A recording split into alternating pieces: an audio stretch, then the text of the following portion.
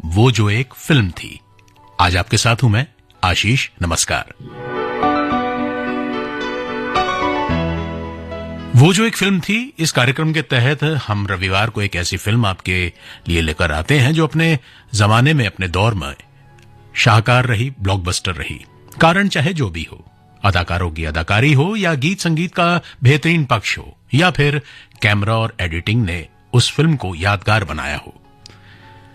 Classic फिल्में जो होती हैं वो कभी नहीं भूली जाती, और खासतौर से ऐसी फिल्में जिनका गीत संगीत बेहद कर्णप्रिय होता है। गीतकार के गीत सभी की जुबान पर चढ़ जाते हैं। संगीत इतना मधुर होता है कि लोग उसे दशकों के बाद भी गुनगुनाते रहते हैं। आज जो हम फिल्म लेकर आए हैं वो 23 मार्च 1973 को रिलीज हुई थी।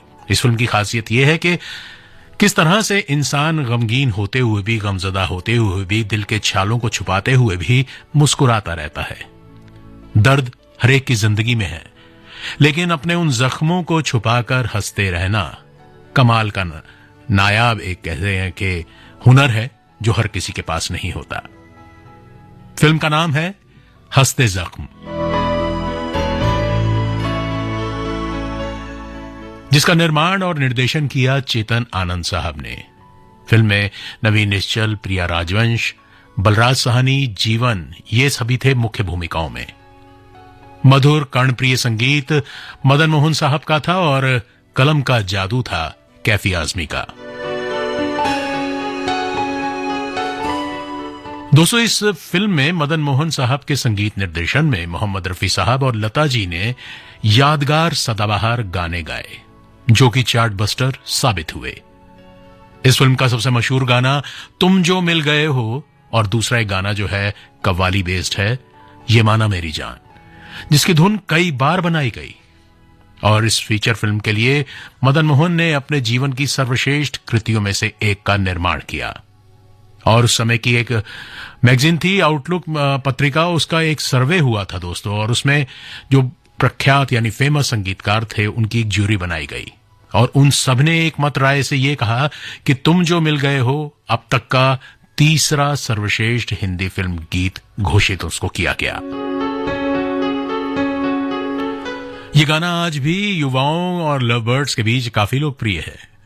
और एक बात और दिलचस्प आपको ये बताएं कि इस फिल्म ने उस दौर में यानी 1973 में एक सिनेमा हुआ करता था, कैपिटल सिनेमा, वहां पर 72,000 रुपए का कलेक्शन किया था, जो उस समय का एक रिकॉर्ड था, और बॉक्स ऑफिस पर इसे सुपर डुपर हिट फिल्म घोषित किया गया था।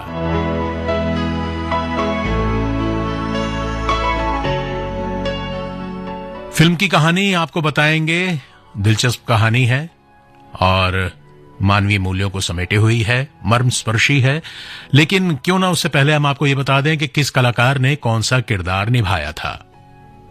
नवीन निश्चल बने थे सोमेश, प्रिया राजवंश थी मीना, और मतलब चंदा के रूप में। बचपन का नाम होता है चंदा, मीना, और बड़ी होकर हो जाती हैं वो चंदा। बलराज साहनी थे एसपी दीनानाथ महेंद्रू के रूप में। कुंदन के रूप में थे जीवन, और नादिरा बनी थी, एक मैडम का किरदार था जो कि देवदासियों की जो मैडम होती हैं। और हीराबाई के रूप में थी अचला सचदेव, और मुराद साहब थे डीआईजी। डी के सप्रू थे बनवारी, और कमल कपूर ने रोल निभाया था दौलत सिंह के रूप में। मैकमोहन थे ब्रगेंजा के रूप में, और भरत कपूर थे सुमेश के दोस्त के रूप में। राम सेठी ने किरदार निभाया था गणेश का, और सत्यन कपूर थे इंस्पेक्टर कुमार, और रेखा थी सुमन सिकंद। रेखा का किरदार जो निभाया था सुमन सिकंद ने।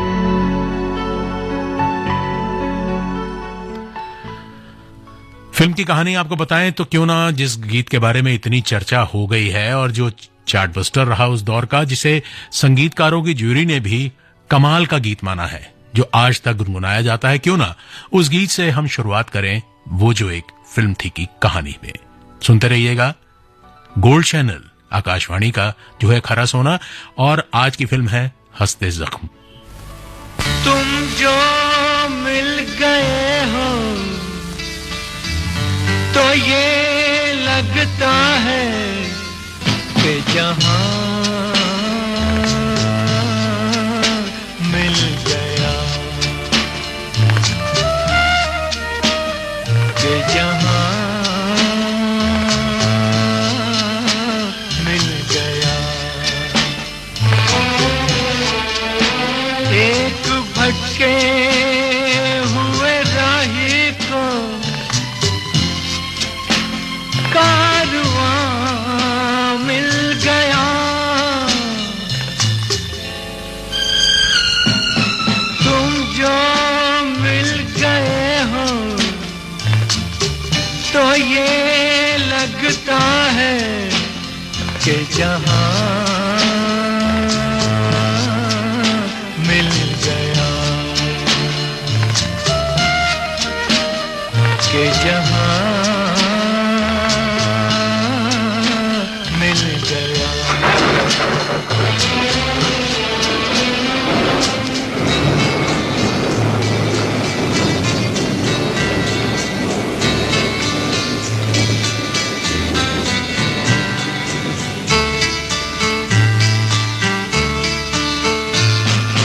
बैठो न दूर हमसे, देखो खफा न हो।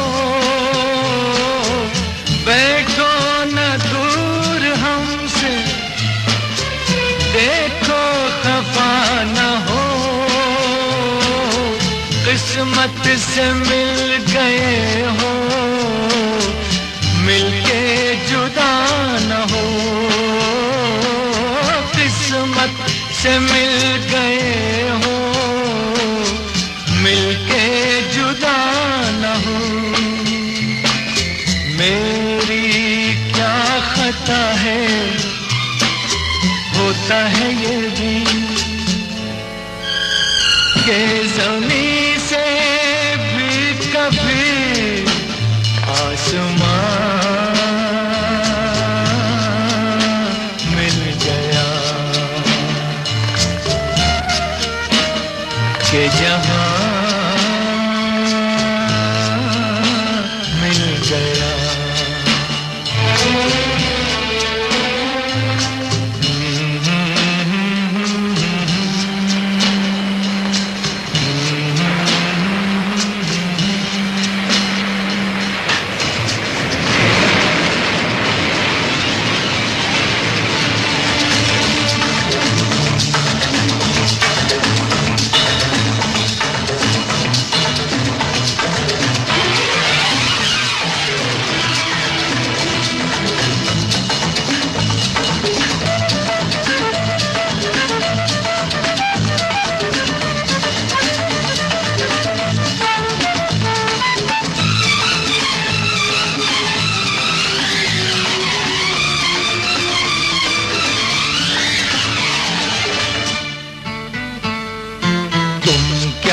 जानो तुम क्या हो, एक सुरीला नगमा हो। भीगी रातों में मस्ती, तपते दिन में साया हो। तुम क्या जानो तुम क्या हो, अब जो आ गए हो जाने न दूंगा कि मुझे एक हंसी मेहरबान मिल गया, कि जहां मिल गया।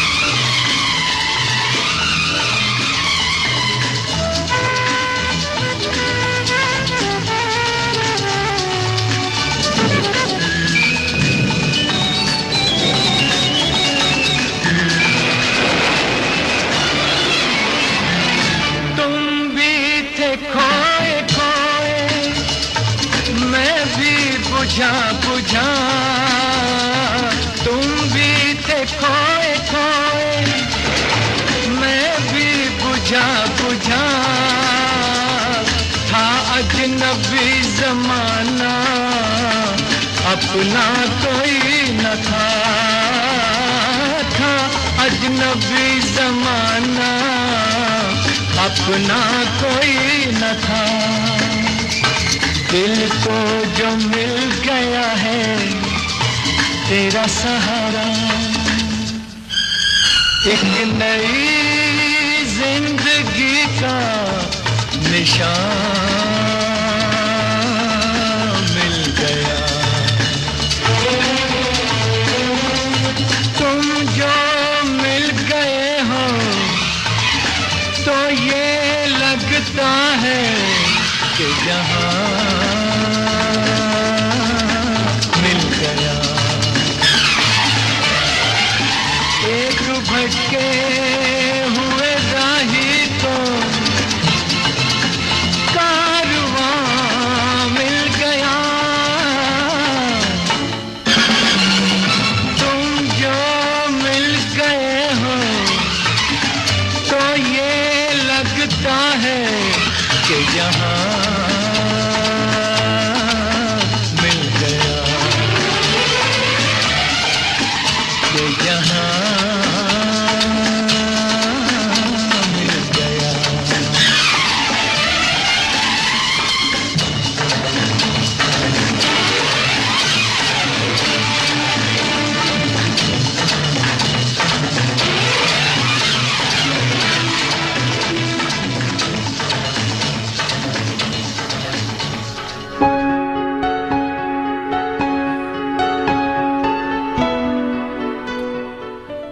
फिल्म की शुरुआत होती है पुलिस अधिकारी महेंद्रू और उनकी छोटी सी बेटी चंदा से।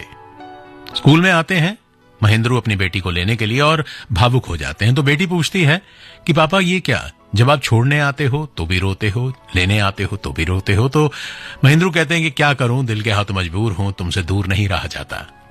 उसी बीच चंदा मिलवाती है महेंद्रू को अपनी सबसे प्यारी सहेली रेखा से। रेखा और चंदा दोनों इस कदर पक्की सहेलियां हैं कि अपने अपने हाथ पे एक दूसरे का नाम लिख लिया है। और महेंद्र को यह नहीं पता कि दरअसल रेखा जो है वो एक देवदासी की बेटी है। हालांकि वो जब लेने आती है अपनी बेटी को तो चंदा जिद करती है कि हमारे साथ हमारे घर ये जो मेरी सहेली है रेखा ये भी चलेगी और कुछ दिन हमारे साथ रहेगी। तब महेंद्र भी दरखास्त करता है, रिक्वेस्ट करता है रेखा की मां से और रेखा की मां मान जाती है और वो अपनी बेटी के साथ रेखा को भी लेकर घर आ जाते हैं। इसी बीच रेखा की मां जब अपने घर जाती है तो क्या देखती है कि कुंदन उसकी मां को पैसा दे रहा है। और पैसा किस बात का दे रहा है? रेखा को देवदासी बनाने के लिए। इस पर वो आग बबूला हो जाती है कि मेरी जिंदगी, मेरा जीवन तो नरक हो गया, लेकिन मैं अपनी बेटी को इस रास्ते पर नहीं चलने दूंगी। हाथापाई होती है और हाथापाई में गलती से रेखा की मां के हाथों अपनी ही मां का कत्ल हो जाता है। हालांकि वो मारना चाहती थी कुंदन को, लेकिन कुंदन जो है वो बचने की कोशिश में नीचे झुकता है और छुरा जो है वो जाकर लगता है रेखा की दादी को। और इस इल्जाम में रेखा की मां को जेल में डाल दिया जाता है और वहां पर महेंद्रू से होती है उसकी मुलाकात। अपनी असलियत वो बताती है और साथ में दरखास्त करती है कि किसी तरह उसकी बेटी को अपना घर में आसरा दे दें, नौकरानी के तौर पर रख लें, क्योंकि अगर वो दरबदर की ठोकरें खाएगी तो ये जालिम जमाना उसको जीने नहीं देगा, वो एक गलत रास्ते पर चली जाएगी। महेंद्रू ये सुनता है, हां भरता है, लेकिन साथ में एक वचन भी उससे लिया जाता है कि कभी उसको ये ना बताए अपनी बेटी को रेखा को कि उसकी मां देवदासी थी या कत्ल के इल्जाम में वो जेल में है। महेंद्रू अपनी बेटी की तरह ही रेखा का भी लालन पालन करता है। इसी बीच एक दिन कुंदन रेखा का अपहरण करने का प्रयास करता है, लेकिन गलती से उसके आदमी रेखा की जगह चंदा को ले जाते हैं। और जब उसे अपनी गलती का एहसास होता है तो वो महेंद्रू से फिरौती मांगकर इस स्थिति से बाहर आने के लिए पेशकश रखता है। महेंद्रू एक अपने दोस्त से फिरौती की रकम उधार लेता है 50,000 रुपए और उसे देने के लिए कुंदन के पास जाता है।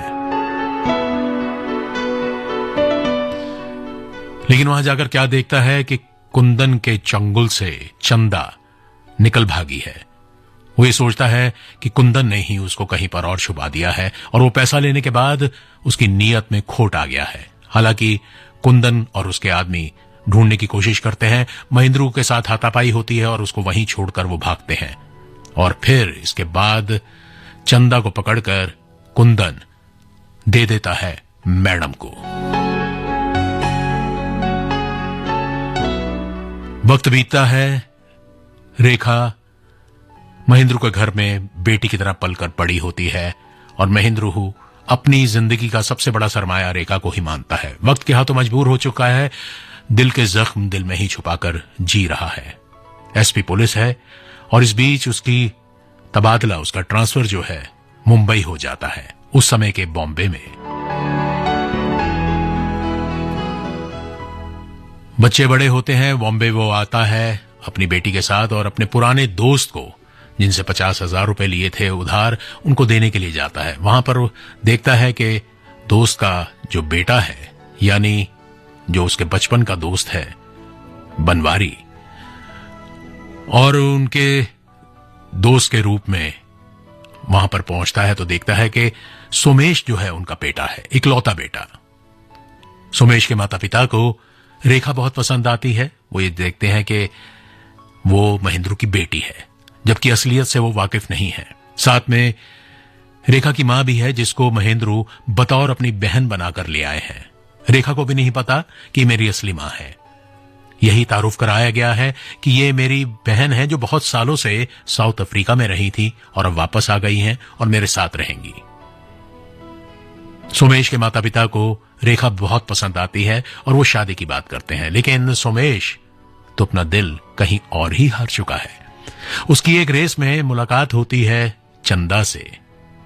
वो चंदा का दीवाना सा हो गया है, लेकिन चंदा जो कि खुद एक देवदासी की जीवन जी रही है, वो भला कैसे एक शरीफ करके लड़के का हाथ थाम ले। लेकिन दोनों में नजदीकियां बढ़ती हैं और हालात कुछ इस कदर ऐसे हो जाते हैं कि चंदा भी सोमेश को चाहने लगती है। बेटा दिल की तमन्ना यही है, बेटा दिल की तमन्ना यही है, तुम्हें चाहेंगे, तुम्हें पूजेंगे, तुम्हें अपना खुदा बनाएंगे, बेटा दिल की तमन्ना यही है।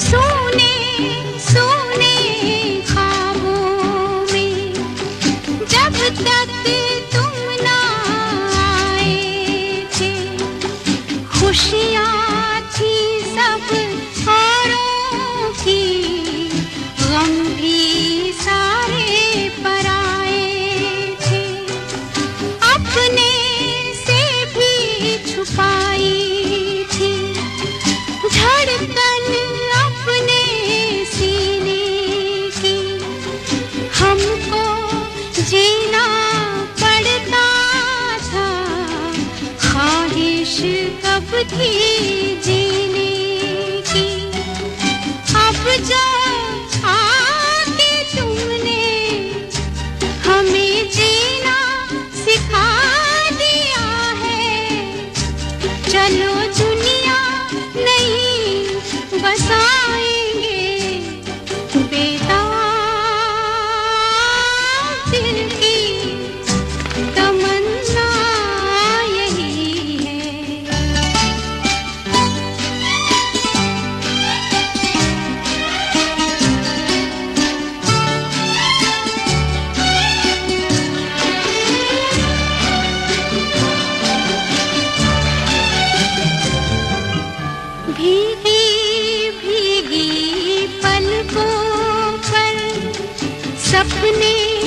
इतने सजाए हैं, दिल में जितना अंधेरा था उतने उजाले आए हैं। तुम भी हमको जगाना ना, बाहों में जो सो जाए, जैसे खुशबू फूलों में तुम में यूं ही खो जाए। पल भर किसी जन्म में कभी छूटे ना साथ अपना, तुम्हें ऐसे गले लगाएंगे बेताब दिल की तमन्ना यही है।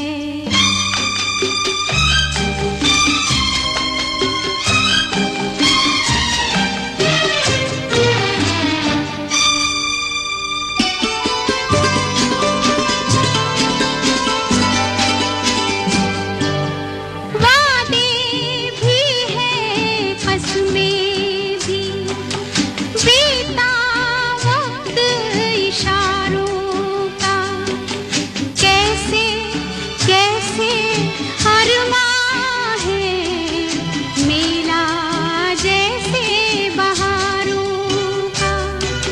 सारा गुलशन दे डाला कलियां और खिलाओ ना, हंसते हंसते रो दे हम, इतना भी तो हंसाओ ना।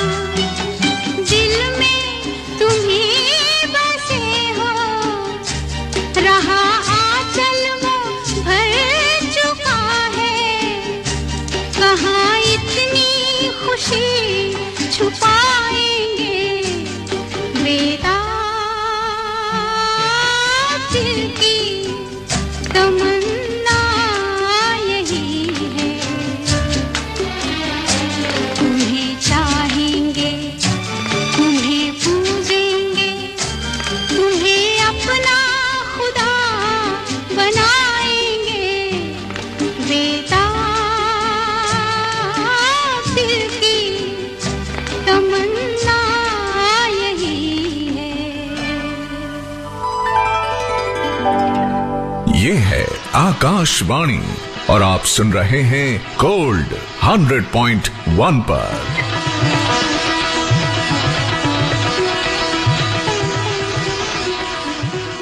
शशि इतना परेशान क्यों हो? बेटी की शादी का इतना सामान इतने कम समय में कैसे होगा सब? अरे सरस आजीविका मेला जाओ, जहाँ देश भर के स्वयं सहायता समूह की 800 महिलाएं 28 राज्यों के अनूठे ग्रामीण उत्पाद लाई हैं। साड़ियाँ, दुपट्टे, शॉल, घर का सजावटी सामान और बहुत कुछ, और साथ में विभिन्न राज्यों के व्यंजनों और सांस्कृतिक कार्यक्रम का लुत्फ भी उठा सकते हैं। सरस आजीविका मेला 26 अक्टूबर से 11 नवंबर सुबह 11 बजे से शाम 9:30 बजे तक, leisure valley ground, Gurgaon. Bharat सरकार द्वारा आयोजित, प्रवेश व पार्किंग निःशुल्क। एक तारीख याद रखना। कौन सी? 31 अक्टूबर 2023। और क्या है 31 अक्टूबर को? सभी टैक्स डिडक्टर्स को 30 सितंबर 2023 को समाप्त हुई तिमाही के लिए 31 अक्टूबर 2023 तक अपना TDS विवरण अवश्य ई-फाइल कराना होगा। और ऐसा न करने पर 200 रूपए प्रतिदिन की लेट फीस और 1 लाख रुपए तक की पेनल्टी लगाई जा सकती है। अपने टैन और पैन का सही विवरण दें तथा TDS और TCS से संबंधित कोई भी ट्रांजैक्शन न होने पर ट्रेसिस पोर्टल को सूचित करें। सभी टैक्स डिडक्टर्स को tdscpc.gov.in पर खुद को पंजीकृत कराना अनिवार्य है। अधिक जानकारी के लिए incometax.gov.in पर लॉग ऑन करें। प्रत्येक आयकर दाता एक राष्ट्र निर्माता। पता है, न्याय विभाग भारत सरकार ने गरीब और जरूरतमंदों को न्याय दिलाने की प्रक्रिया को किया और भी आसान। हाँ बिल्कुल, टेलीलॉ और न्याय बंधु सेवाओं का हो गया है एकीकरण। अब चाहे टेलीलॉ के माध्यम से मुफ्त कानूनी सलाह लेनी हो या न्याय बंधु में पंजीकृत वकीलों से कोर्ट में निःशुल्क कानूनी सहायता के लिए जुड़ना हो, अब दोनों एक ही ऐप पर उपलब्ध। डाउनलोड करें आज ही Tele Law for citizens mobile app अथवा लॉग इन करें www.tele-law.in या अपने नजदीकी CSC सेंटर से संपर्क करें। न्याय विभाग भारत सरकार द्वारा जनहित में जारी। सरस आजीविका मेला गुरुग्राम, जहां स्वयं सहायता समूहों की 800 महिलाएं लेकर आई हैं बिहार, यूपी, उत्तराखंड, हिमाचल, कश्मीर सहित 28 राज्यों के उत्कृष्ट और विश्व प्रसिद्ध उत्पाद, वह भी वाजिब दाम में। और साथ में फूड कोर्ट में मिलेगा देश भर का पारंपरिक और स्वादिष्ट पकवान। सरस आजीविका मेला 26 अक्टूबर से 11 नवंबर, leisure valley park ground, sector 29, Gurugram, सुबह 11 बजे से रात 9:30 बजे तक। भारत सरकार द्वारा आयोजित। प्रवेश व पार्किंग निःशुल्क। दिल वाली दिल्ली के युवाओं, अब वोटिंग में जोश दिखाओ। 18 के हो या होने वाले हो तो मतदाता सूची में नाम डलवाओ। अगर आप 18 साल के हो चुके हैं या 1 जनवरी 2024 तक 18 साल के होने वाले हैं, तो वो सारे युवा दिल्ली में 27 अक्टूबर 2023 से 9 दिसंबर 2023 तक चल रहे स्पेशल समरी रिवीजन के दौरान वोटर हेल्पलाइन ऐप या voters.eci.gov.in पर जाकर फॉर्म 6 द्वारा अपना नाम वोटर्स लिस्ट में जुड़वाएं। और हाँ, आप अपने वोटर सेंटर या पोलिंग स्टेशन पर जाकर भी फॉर्म 6 द्वारा आवेदन कर सकते हैं। अधिक जानकारी के लिए 1950 पर कॉल करें या www.ceodelhi.gov.in पर जाएं। मुख्य निर्वाचन अधिकारी दिल्ली द्वारा जनहित में जारी। हम दिव्यांगों के पास भी अब उड़ने को है पंख। वोट देने के लिए हैं सशक्त और सक्षम। आगे बढ़ते जाने का किया है प्रण। वोटिंग के लिए अब ना रुकेंगे हम। दिल्ली के सभी मतदाता 27 अक्टूबर से 9 दिसंबर 2023 तक स्पेशल समरी रिवीजन के दौरान यह सुनिश्चित करें कि उनका नाम वोटर लिस्ट में है। नाम चेक करने के लिए वोटर हेल्पलाइन ऐप डाउनलोड करें या voters.eci.gov.in पर जाएं। और हाँ, आप अपने वोटर सेंटर या पोलिंग स्टेशन पर जाकर भी जानकारी प्राप्त कर सकते हैं। अधिक जानकारी के लिए 1950 पर कॉल करें या www.ceodelhi.gov.in पर जाएं। मुख्य निर्वाचन अधिकारी दिल्ली द्वारा जनहित में जारी। एक तारीख याद रखना। कौन सी? 31 अक्टूबर 2023। और क्या है 31 अक्टूबर को? सभी टैक्स डिडक्टर्स को 30 सितंबर 2023 को समाप्त हुई तिमाही के लिए 31 अक्टूबर 2023 तक अपना TDS विवरण अवश्य ई-फाइल कराना होगा। और ऐसा न करने पर 200 रूपए प्रतिदिन की लेट फीस और 1 लाख रुपए तक की पेनल्टी लगाई जा सकती है। अपने टैन और पैन का सही विवरण दें तथा TDS और TCS से संबंधित कोई भी ट्रांजैक्शन न होने पर ट्रेसिस पोर्टल को सूचित करें। सभी टैक्स डिडक्टर्स को TDS-CPC.gov.in पर खुद को पंजीकृत कराना अनिवार्य है। अधिक जानकारी के लिए incometax.gov.in पर लॉग ऑन करें। प्रत्येक आयकर दाता एक राष्ट्र निर्माता। ये है आकाशवाणी और आप सुन रहे हैं गोल्ड 100.1 पर।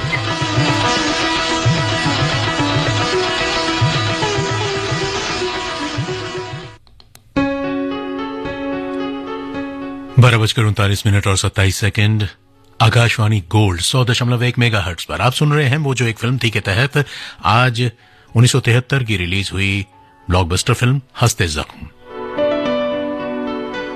सुमेश और चंदा एक दूसरे के काफी नजदीक आ चुके हैं। उधर बनवारी यानी सुमेश का पिता सोच रहा है कि बचपन की दोस्ती जो है महेंद्रू के साथ उसको कैसे रिश्तेदारी में बदला जाए, रेखा के साथ सुमेश की शादी कर दी जाए। लेकिन इस बीच सुमेश घर पर आकर बगावत का रुख अख्तियार कर लेता है। वो ये कहता है कि वो चंदा से प्यार करता है, इसलिए वो रेखा से शादी नहीं कर सकता। उधर बनवारी आग बबूला हो जाता है और कहता है कि अगर उसको रेखा से शादी नहीं करनी तो उसको जायदाद से बेदखल कर दिया जाएगा। इस बीच सुमेश कहता है कि प्यार से बड़ी कोई दौलत नहीं है, मैं आपका घर बार, आपका धन दौलत सब छोड़कर यहां से जा रहा हूं। सुमेश घर छोड़ देता है और आ जाता है एक बस्ती में। बस्ती में आने के बाद वो टैक्सी चलाने लगता है और चंदा को ले आता है साथ में। सभी दोस्तों को यही बताता है कि चंदा उसकी मंगेतर है और जल्द ही वो शादी करेगा। एक छोटे से झोंपड़े में वो लोग बड़ी खुशहाल जिंदगी जीते हैं। और इस बीच सुमेश वापस जब बनवारी के पास आता है तो बनवारी यही कहता है कि ठीक है, तुम जीते मैं हारा, वापस घर आ जाओ। वापस वो घर आता है। बैंक की है 25वीं माफ कीजिएगा वर्षगांठ, जिस बैंक में बनवारी मैनेजिंग डायरेक्टर है। तो इस खुशी में जश्न होता है। तब वो ये बताता है सुमेश कि वो अपने चंद दोस्तों को यहां पर लाना चाहता है जो उसके नए दोस्त बने हैं। बनवारी और महेंद्रू हां कर देते हैं। वो सोचते हैं कि शायद उसकी खुशी में धीरे धीरे वो सही रास्ते पर आ जाए और रेखा के साथ शादी करने के लिए राजी हो जाए। उन्हें क्या पता कि वो तो चंदा को दिल दे बैठा है और चंदा के बिना और किसी को अपना जीवन साथी नहीं बना पाएगा। खैर, जश्न होता है, घर पर काफी बड़ी पार्टी रखी जाती है और उस बीच वो अपने दोस्तों को यानी उस बस्ती के तमाम अपने साथियों को जो टैक्सी ड्राइवर्स हैं जिन्होंने उसका बुरे समय में साथ दिया है उनको लेकर वो अपने घर पर आता है और वहां पर मनाता है उनके साथ जश्न। हाय तौबा तौबा ये जवानी का गुरूर, इश्क के सामने सर फिर भी झुकाना ही पड़ा। कैसा कहते थे न आएंगे मगर दिल ने इस तरह पुकारा, तुम्हें आना ही पड़ा। ये माना मेरी जान मोहब्बत सजा है, ये माना मेरी जान मोहब्बत सजा है। मजा इसमें इतना मगर किस लिए है, मजा इसमें इतना मगर किस लिए है। वो एक बेकरारी जो अब तक इधर थी, वही बेकरारी उधर किस लिए है। अभी तक तो इधर थी, उधर किस लिए है, किस लिए है, हाँ किस लिए है। हाँ ये माना मेरी जान मोहब्बत सजा है, मजा इसमें इतना मगर किस लिए है, मजा इसमें इतना मगर किस लिए है।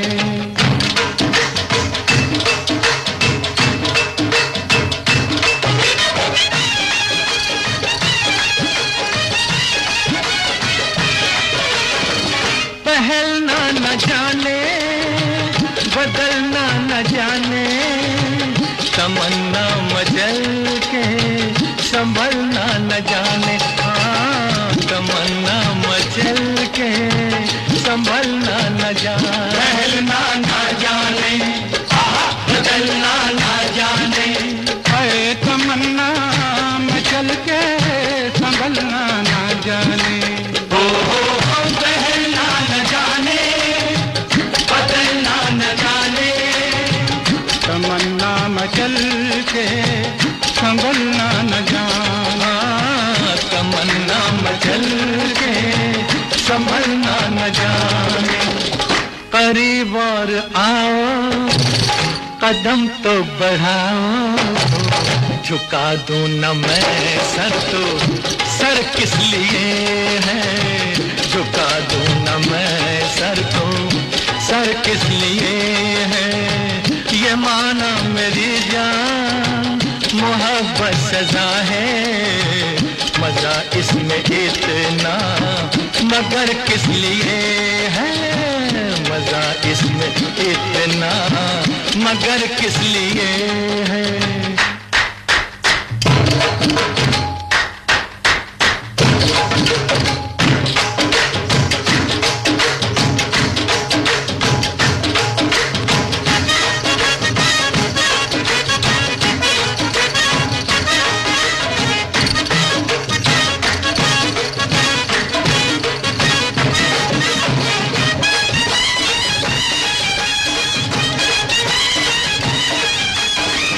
नजारे भी देखे इशारे भी देखे, कई खूबसूरत सहारे भी देखे। हाँ कई खूबसूरत सहारे भी देखे, नजारे भी देखे इशारे भी देखे, कई खूबसूरत सहारे भी देखे। नाम क्या चीज है, इज्जत क्या है, सोने चांदी की हकीकत क्या है। लाख बहलाए कोई दौलत से, प्यार के सामने दौलत क्या है। ओ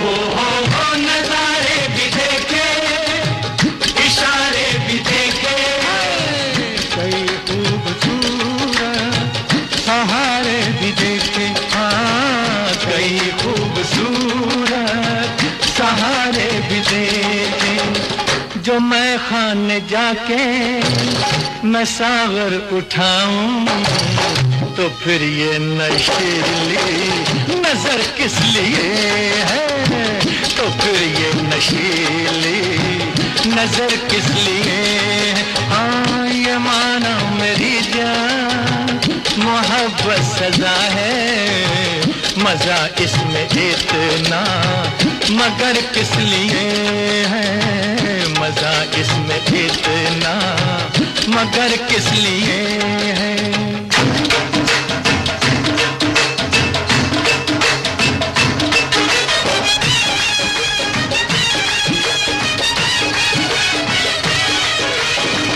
तुम्ही ने संवारा, तुम्ही ने सजाया मेरे सूने दिल को, तुम्ही ने बसाया। हाँ मेरे सूने दिल को तुम्ही ने बसाया। तुम्ही ने संवारा, तुम्ही ने सजाया मेरे सूने दिल को तुम्ही ने बसाया।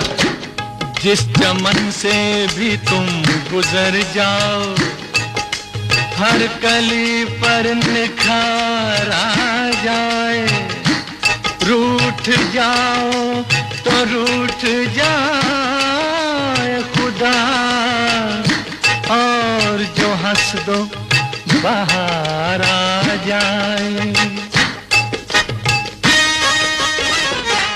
हो तुम्ही ने संवारा, तुम्ही ने सजाया मेरे सोने दिल को तुम्ही ने बसाया। हाँ मेरे सोने दिल को तुम्ही ने बसाया।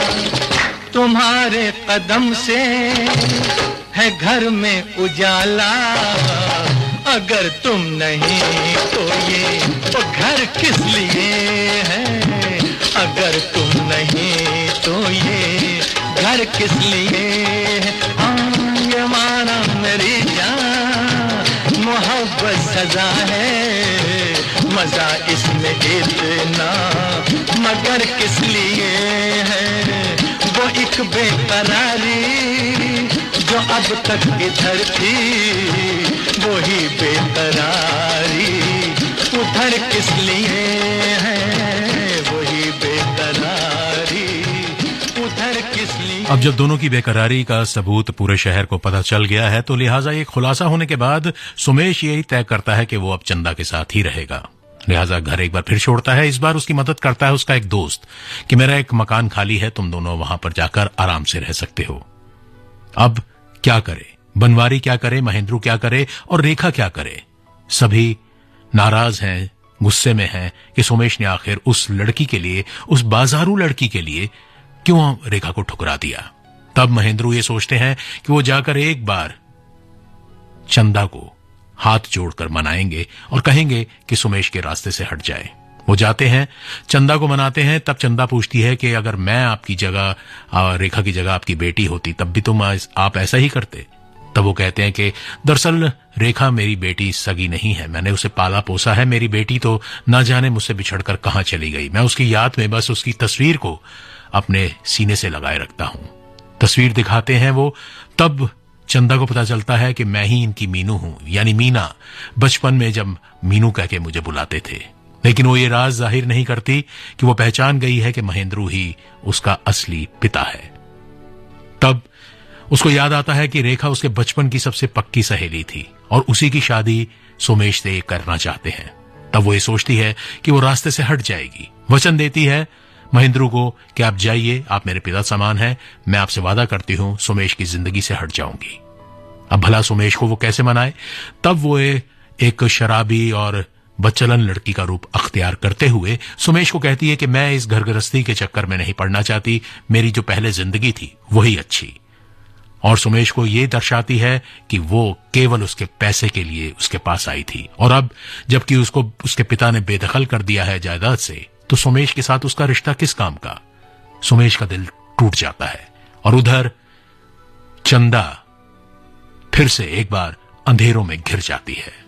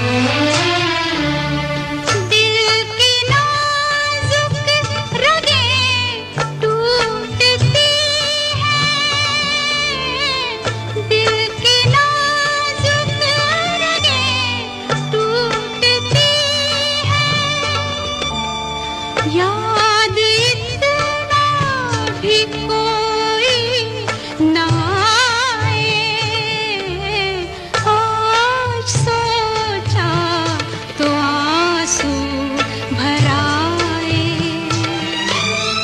मुद्दतें हो गई मुस्कुराए, आज सोचा तो आंसू भर आए, आज सोचा तो आंसू भर आए।